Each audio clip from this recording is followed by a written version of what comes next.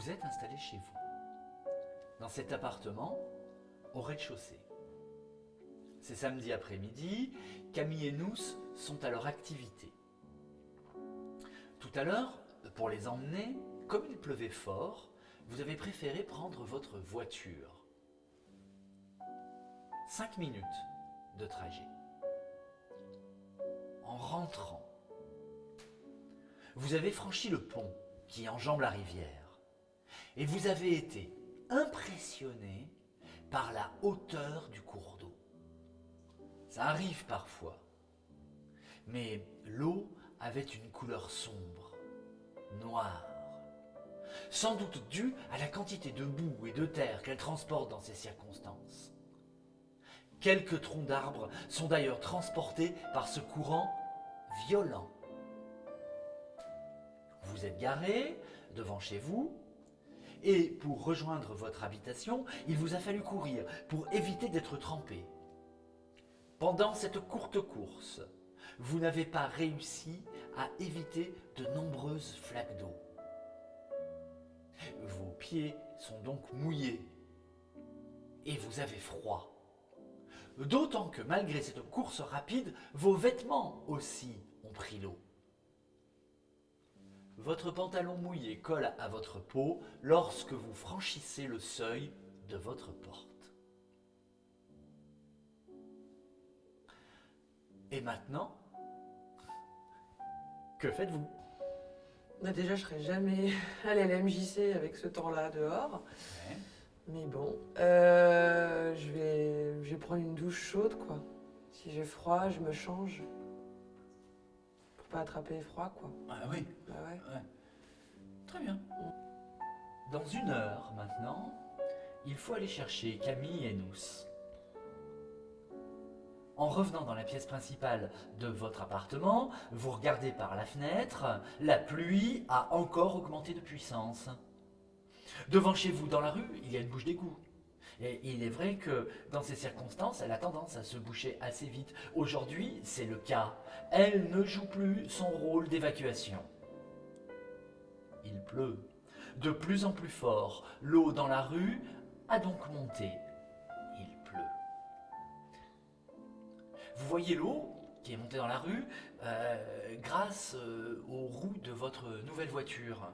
Vous savez, la partie basse du pneu est entièrement recouverte d'eau. L'eau affleure au niveau des jantes. Et puis, vous entendez des bruits sourds. Peut-être le son des troncs qui se cognent contre les piles du pont.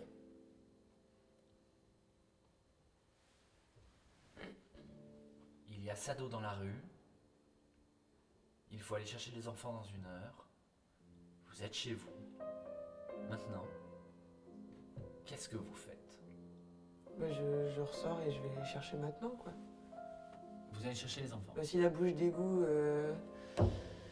elle peut plus tenir son rôle d'évacuation, il faut que j'aille chercher les enfants tout de suite, quoi. D'accord. Être avec eux, Ouais. si jamais ça s'aggrave. Ouais. Alors, on va faire un petit rembobinage en arrière et on va imaginer que vous avez décidé, pour l'instant, vous n'êtes pas encore sorti. Et à la place de ça, vous avez décidé de vous informer. Ouais. J'appelle la MJC tout de suite. Voilà. Ouais. Pour savoir ce qu'ils vont faire de leur côté. Ouais. J'ai quand même envie de partir en voiture, mais bon, Ouais. j'ai compris qu'il fallait pas. Vous avez envie de partir, ça j'ai bien compris. Ouais. Hein. Le Facebook de la ville, quoi. Ouais. Ils ont une super actu. Je suis sûr qu'on peut trouver les infos là-dessus, quoi. D'accord. Ouais. Alors justement, en vous informant, vous avez, pour vous informer, vous avez commencé par écouter, enfin vous avez entre autres écouté une radio Ok. locale, Ok. France Bleu. C'est pas dans mes réflexes, mais. On D'accord. imagine. Mais si vous voulez, c'est pas grave. D'une manière ou d'une autre, de toute façon, vous avez appris, en vous informant, que toute la région est placée en risque inondation, vigilance rouge. Risque inondation, vigilance rouge. D'ailleurs, quand vous regardez dehors, vous voyez l'eau qui s'écoule sur la chaussée. Pour vous, elle s'écoule comment cette eau? Depuis votre fenêtre, hein, depuis votre appartement, vers la droite, vers la gauche, comment ça se passe là? De droite à gauche. De droite à gauche, Ouais. ok. Donc on en est là, Mm, d'accord? Il y a la moitié de la roue de la voiture qui est prise dans l'eau. Risque d'inondation, vigilance rouge. Et cette eau qui coule. Maintenant, que faites-vous? Bah, si c'est en vigilance rouge et que la MJC est à côté du pont, il faut que j'y aille, quoi. Il faut que j'aille chercher les enfants, quoi, tout de suite. D'accord, Enfin, du coup, la MJC, c'est trop dangereux. ouais. S'il y a un pont, Ouais. il y a beaucoup plus de risques qu'il reste à la MJC qu'il soit avec moi dans la maison, quoi. D'accord. Mm, mm. Donc vous allez à la MJC. Ouais. Comment? Pas en voiture. En voiture? J'ai une bonne voiture. Je sais que ça va le faire.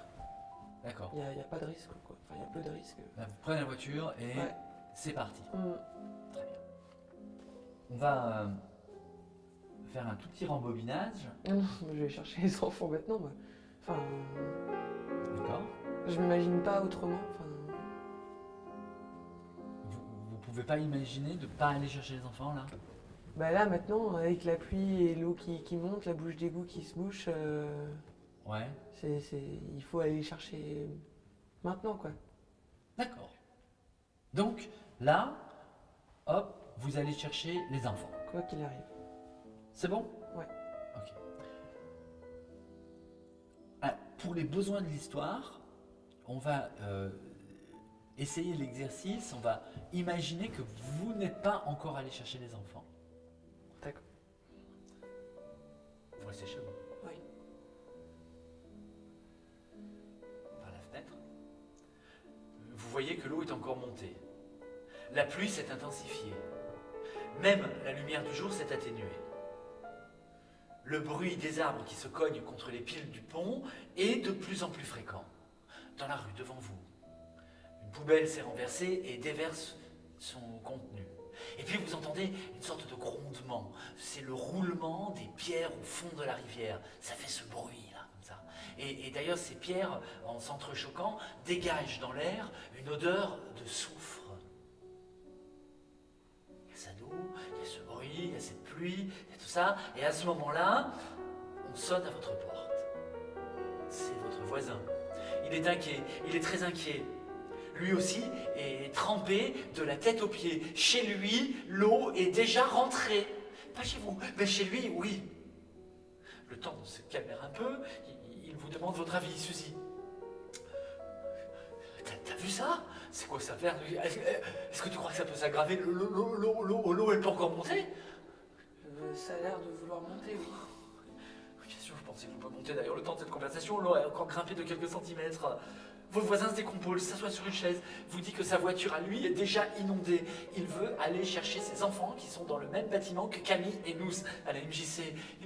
Suzy, dis-moi, c'est urgent. Ma voiture, elle est foutue, vraiment, c'est sans importance. Par contre, j'aimerais vraiment pouvoir aller chercher les gamins maintenant. J'ai vu que ta voiture est hors d'eau.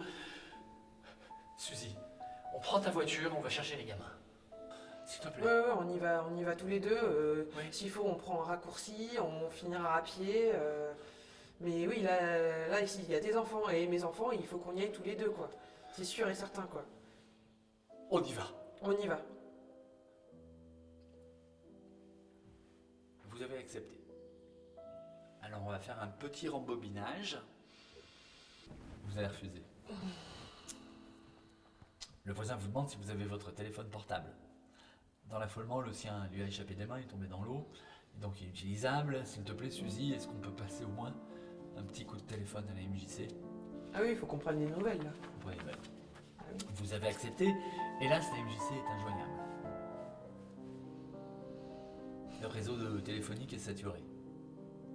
Sans doute à cause de la situation, des inondations. Impossible donc d'avoir des nouvelles des enfants. Sont-ils en sécurité? Dehors, la pluie tombe toujours avec la même intensité. Le ruisseau qui s'était formé dans la rue forme maintenant un torrent au courant violent. L'eau boueuse passe désormais sous votre porte et commence à mouiller le sol de votre appartement.